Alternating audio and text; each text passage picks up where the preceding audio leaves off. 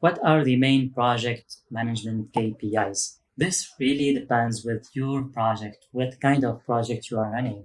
KPIs differs with industries. If you are taking an industrial project, your KPIs will be surely different from running an IT project. If you are running a project in the medicine field, your KPIs are different than running a cybersecurity project, for instance. So depending on the industry, you will find different KPIs. But keep in mind that any KPI that you are going to opt for should be SMART, specific, measurable, accountable, realistic, and finally time bound. There is other interpretations for the SMART goals, but the essence of the SMART is that you could measure those metrics and you could get advantage from using those metrics. KPIs also differ with kind of projects and what approaches you are following.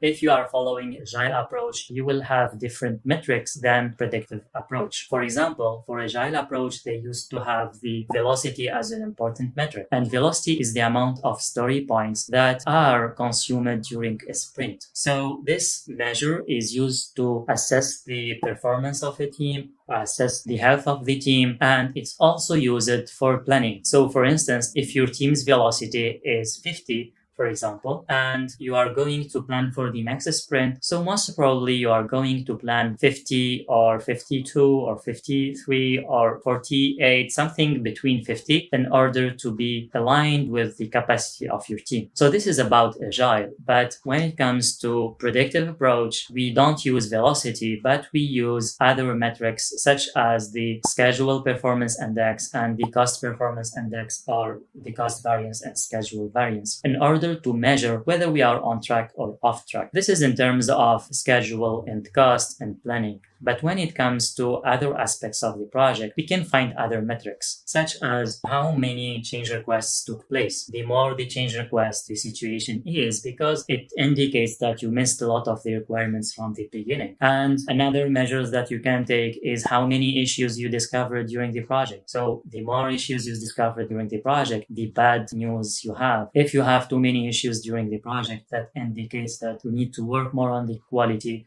side of the project. So there is other measures related to how many collaborators left the project, the turnover rate, and you can take so many measurements in different aspects of your project depending on your goal and depending on your duration of the project and complexity. So to keep it short, there is limitless number of KPIs.